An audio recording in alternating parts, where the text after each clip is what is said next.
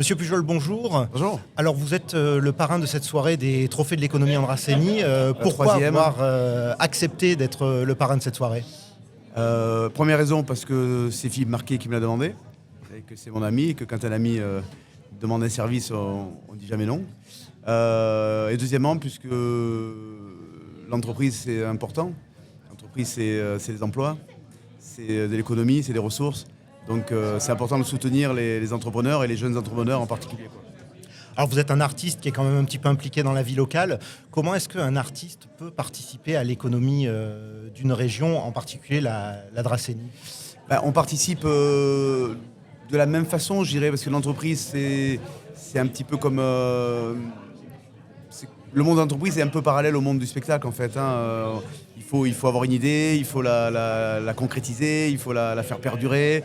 On a du public, il faut rentrer aussi de l'économie et avoir des ressources pour que ça puisse être viable. Payer les comédiens, payer les metteurs en scène.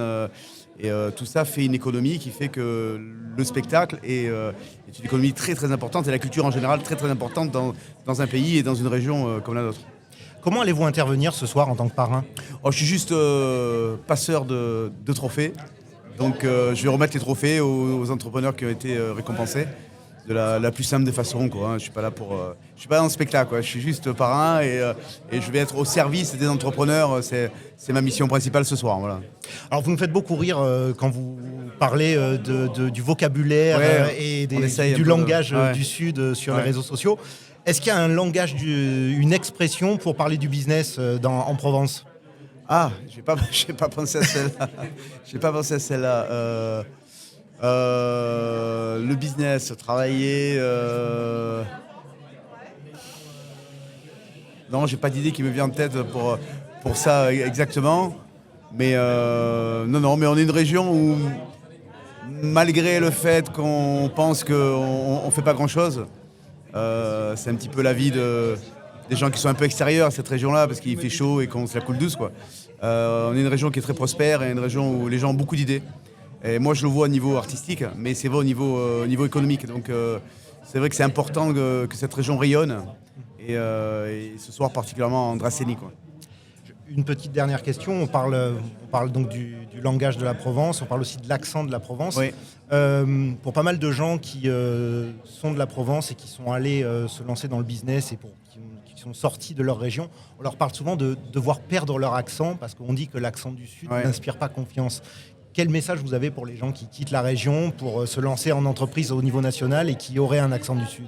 Je pense qu'ils vont être un petit peu soumis aux diktats de la boîte et de la direction, mais je pense que si on a affaire à des managers intelligents, ils vont prendre la personne avec son entièreté, quoi.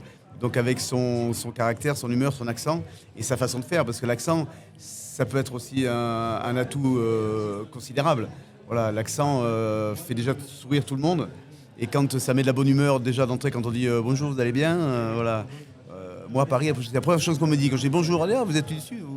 Et ça enchaîne aussi avec mais moi je vais souvent en vacances à Saint-Raphaël, je vais en vacances à Toulon ou ailleurs. Et donc du coup ça engage toujours un truc. Et à un moment donné, les gens ont besoin de ça, quoi. Et donc ça le rappelle toujours parce qu'on a la France entière qui vient chez nous l'été. Donc tout le monde a une petite histoire avec le Sud et avec la Provence. Donc moi je pense que c'est un atout. Maintenant, je sais pas. Au niveau des comédiens, c'était un défaut il y a longtemps. On leur demandait de gommer l'accent. Maintenant c'est devenu une qualité, quoi. Voilà. Maintenant quelqu'un qui a l'accent, il le revendique et puis il a des rôles pour ça, quoi. Formidable. Merci beaucoup et une très bonne soirée. Merci à vous. Merci à vous.